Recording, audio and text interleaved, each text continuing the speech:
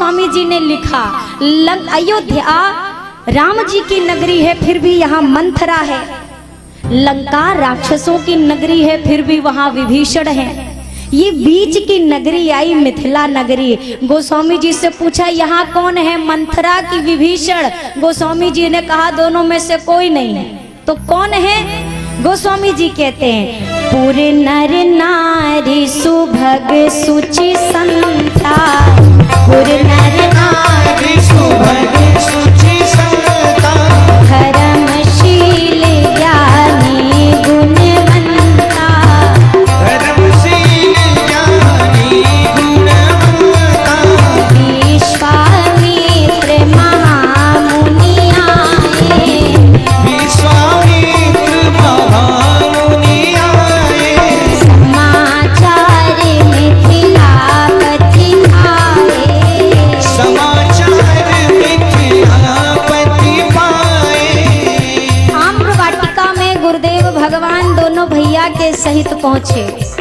राघव जी आम्रवाटिका में देखने गए कि कहाँ पर क्या व्यवस्था है कि जो जो गुरुदेव की सेवा में आवश्यकता पड़ेगी।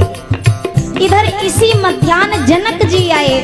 जनक जी अभी चर्चा कर रहे थे, तब तक दोनों भैया आए और ज्यों ही जनक जी ने देखा, ये वो जनक जी हैं जो विदेहराज कहे जाते हैं, जो नाम को रूप को मिथ्या मानते हैं, जो निराकार ब्रह्म में लीन रहते हैं। और जैसे ही मेरे राघव जी को देखा, जनक जी पूछ बैठे, नाथ अरे कहू नाथ सुंदर दो बालक, कहू नाथ सुंदर दो बालक, मुनि कुल तिलक के नृप कुल पालक, मुनि कुल तिलक के नृप कुल पालक, नहीं विलोकत अति अनुरागा, इनकी विलोकत अति अनुरागा, पर बस ब्रह्म सुख ही मन त्यागा, पर बस ब्रह्म सुख ही मन त्यागा, सहज विराग रूप मन मोरा, सहज विराग रूप मन मोरा, हकित होत जिमि छंद चकोरा, हकित होत जिमि छंद चकोरा। राघव जी को देखते ही गोस्वामी जी ने कहा, यहाँ के पुर नर नारी सुभग सुचि संता, तो क्या सब बैरागी हैं? नहीं, सबका जीवन संतवत है। संतों के समान आचरण को वो गृहस्थ धर्म में भी पालन करते हैं, इसलिए गोस्वामी जी ने कहा सब संतवत हैं। राघव जी को देखते ही जनक जी ने कहा, अरे कहू नाथ ये सुंदर दो बालक, ये नाम को भी मिथ्या मानते हैं और रूप को भी। और क्या कह रहे हैं, ये सुंदर। पहली निगाह अटक गई रूप पे, अब नाम जानने की चाह है, कौन है, मुनिकुल के तिलक हैं कि नृपकुल के पालक हैं। राघव जी को देखते ही जनक जी के मन का भाव कहता है, अहो इन्हें लगता है बरबस लगा लूं ही ये, छोड़ू ना क्षण भर प्राण रहते शरीर में, प्राणों की अतिथि इन्हें पलकों से पोसी राखू, रहूं आसक्त जैसे मीन प्रिय नीर में, चूमी मुख चंद्र चारु प्यार से दुलार करूं, संतत सुलाऊं दृग पुत्र के तीर में, और वारी वारी ब्रह्म सुख लखता इन्हीं को रहूं, गोविंद मिल जाऊं जैसे नीर प्रिय झीर में।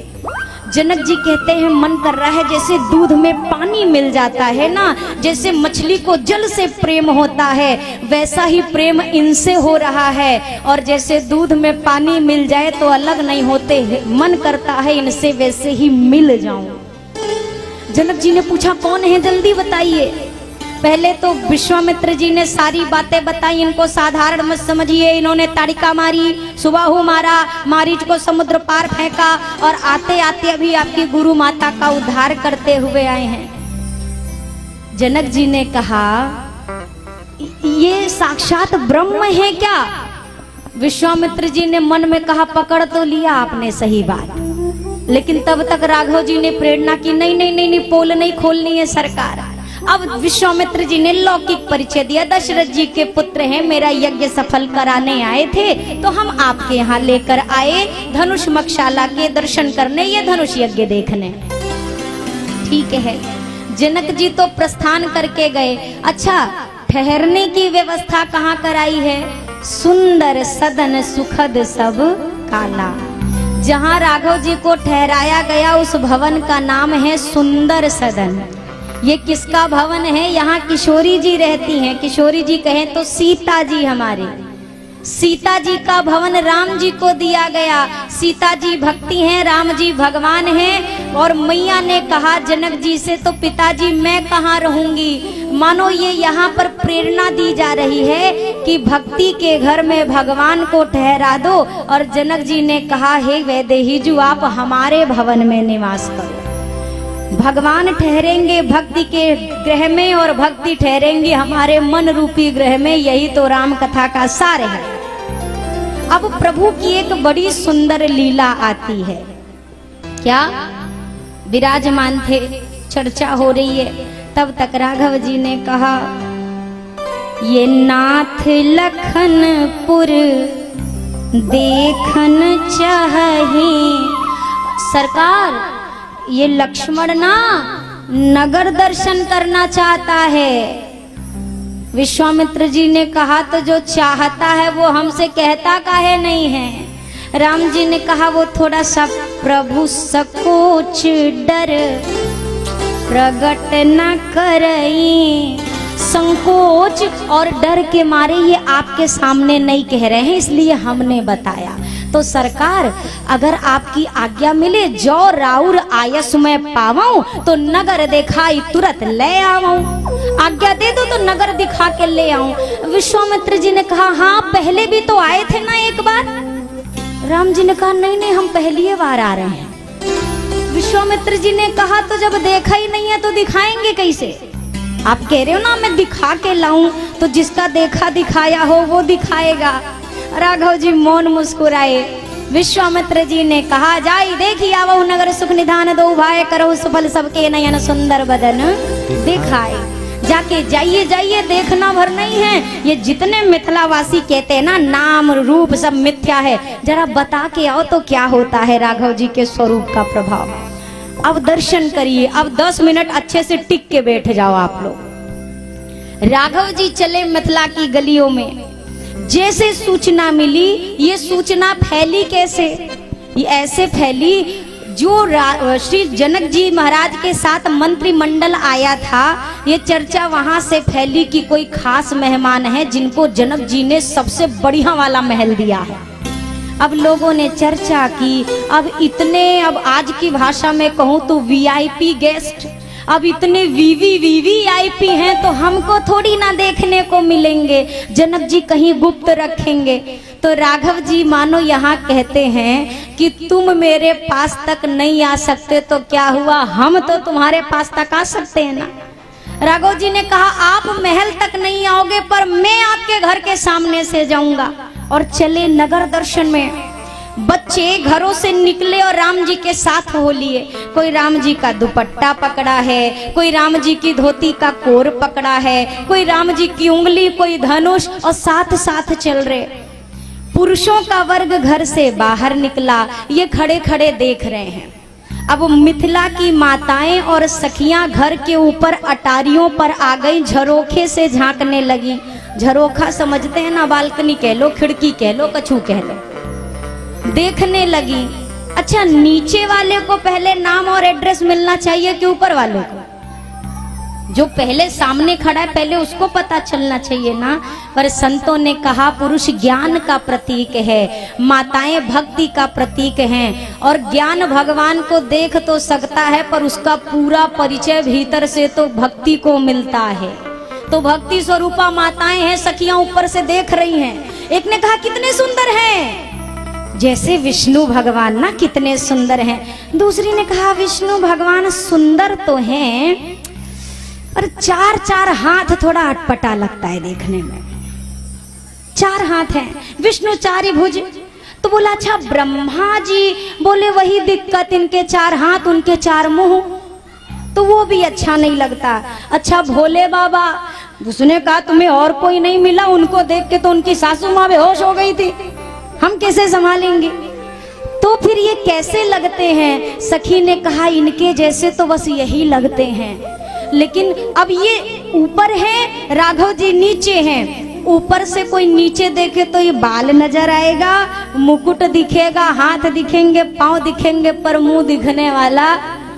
अब ये सखियां एक कहे ए देखो देखो हाथ कितने सुंदर हैं, तब तक दूसरी कह रही हाथ छोड़ो, पांव देखो चरण कितने सुंदर हैं। तीसरी ने कहा चरण भी हटाओ, जरा बाल देखो कितने सुंदर हैं। चौथी ने कहा बाल भी छोड़ो, पीतांबर क्या लहरा रहा है। पांचवी ने कहा अरे सब सुंदर होके का फायदा जब मुंह ना दिखे, जब ये दिखे तब समझ आएगा कि का सुंदर है, कितने सुंदर हैं। ये तो देख नहीं रहे हैं, क्या करें। सखी ने कहा चलो ऐसा करते हैं ना, इनके बारे में बात करना शुरू करते हैं, तो ये ऊपर ताकेंगे कि हमारा नाम कौन ले लेके बोल रहा है। तो एक सखी ने कहा अरे सखी तुम्हें पता है ये दोनों ना विश्वामित्र जी के साथ आए हैं, ये आगे वाले का नाम सांवले वाले का राम है, गोरे वाले का लक्ष्मण है। लक्ष्मण जी ने कहा भैया कोई हमारा नाम ले लेके बुला रहा है, ऊपर देखेगा। राम जी ने कहा नहीं नहीं लक्ष्मण, ये दूसरे की नगरी में है, कैसो तो गुरु जी से आज्ञा लेके आए, कहीं मत देखना, सीधा सीधा चलो भैया, देखना नहीं है। सखी के कहने का कोई फायदा नहीं हुआ। सखी ने कहा तुम तो कह रही थी नाम लेंगे तो ये ताकने लगेंगी, इन्होंने तो देखा ही नहीं। बोला रुक जाओ रुक जाओ। सखी ने कहा अरे सुनो, इन्होंने तारिका मारी, मारीच को फेंका, सुबाहु को मारा, हमारी गुरु माता का उद्धार किया है, अरे इन्होंने बड़े बड़े काम किए हैं। लक्ष्मण जी ने कहा भैया नाम तो छोड़ो, काम पता है, अब देखें क्या। राम जी ने कहा नहीं लक्ष्मण सीधा भैया, दूसरे की नगरी है, इधर उधर नहीं देखना। तब तक सखी ने कहा ये भी काम नहीं आया। अरे सुनो ये दोनों अयोध्या के राजकुमार हैं। लक्ष्मण जी ने कहा नाम भी पता है, काम भी पता है, अब तो धाम भी पता है, एक बार देखिए क्या।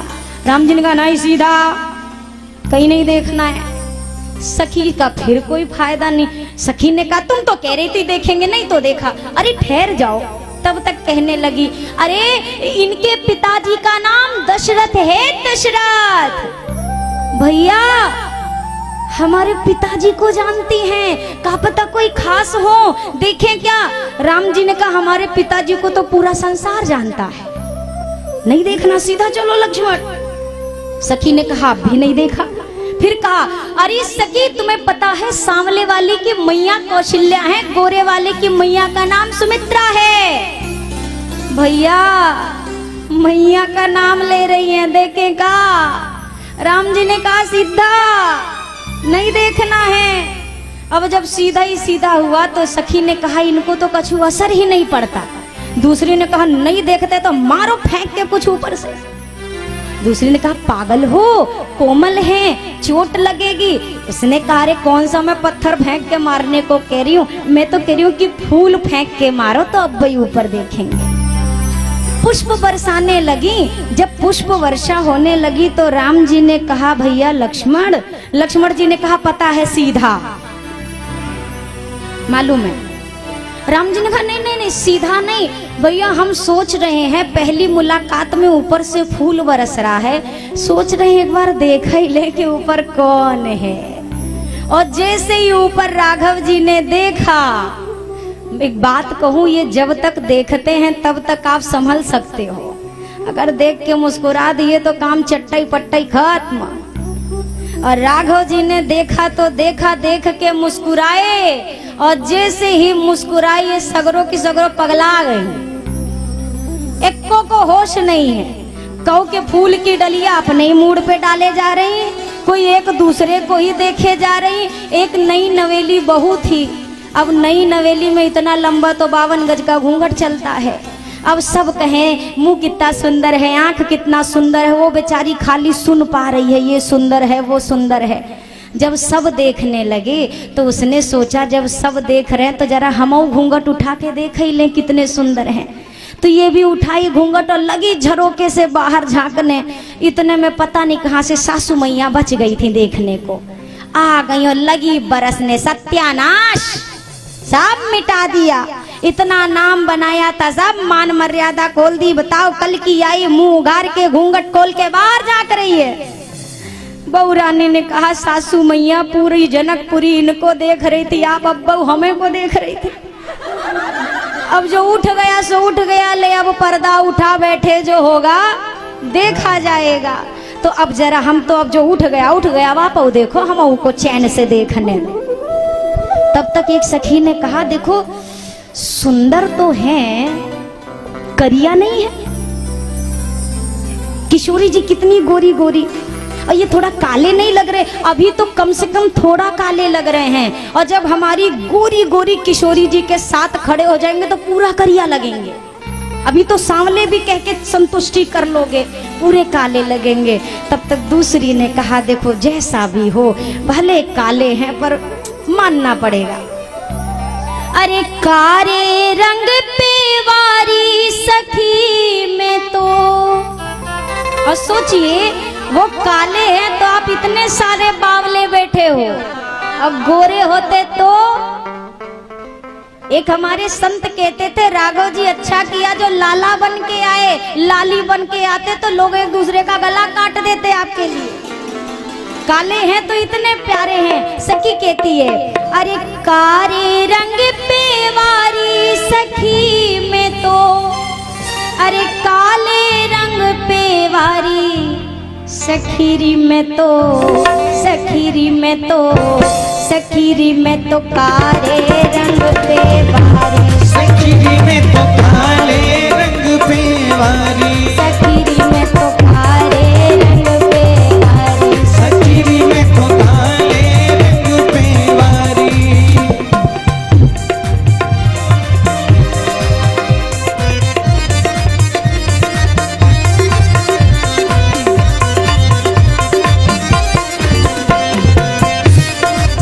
बोलिए सांवरे सरकार की।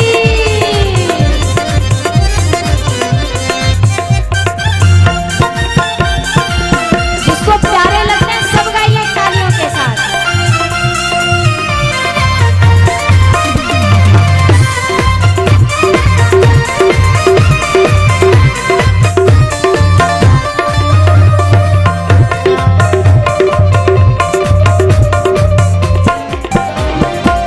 जब देखी मैंने प्यारी सूरत, एक टक रह गई जैसे मूरत, एक टक रह गई जैसे मूरत, एक टक रह गई जैसे मूरत।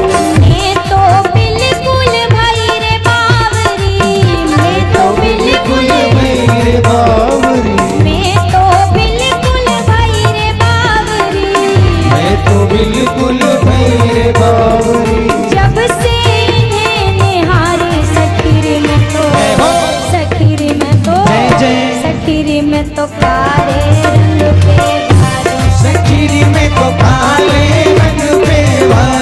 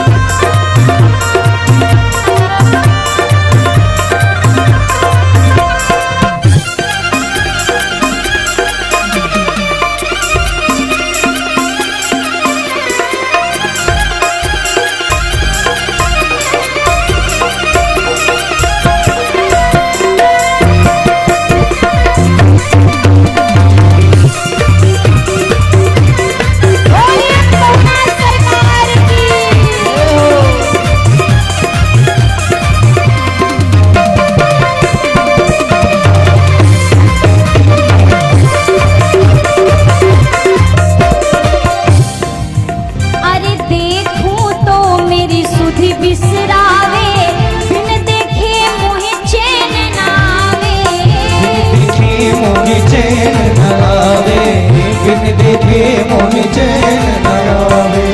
मन मेरा चोरी कर जावे, मेरा चोरी कर जावे, अज मन मेरा चोरी कर जावे, मन मेरा चोरी कर जावे। इनकी मुस्कान प्यारी सखीरी में तो, सखीरी में तो, जय जय सखीरी में तो काले रंग के बारी, सखीरी में तो काले रंग बेवारी, सखीरी में तो काले रंग के बारी, सखीरी में तो काले रंग बेवारी, सखीरी में तो काले रंग के बारी, सखीरी में तो काले रंग बेवारी। सखीरी में तो, सखीरी में तो, सखीरी में तो काले रंग पे, सखीरी में तो काले रंग पे। आवाज पहले भारी करो तब वारी होगा। सखीरी में तो काले रंग पे, जोर से बोलिए। सखीरी में तो काले रंग पे, सखीरी में तो काले रंग पे, सखीरी में तो काले रंग पे, सखीरी में तो काले रंग पे, सखीरी में तो काले रंग पे। दोनों हाथ ऊपर करिए। रब पे। सखीरी में तो, सखीरी में तो, सखीरी में तो काले रंग पे मारी, सखीरी में तो काले रंग बेवारी,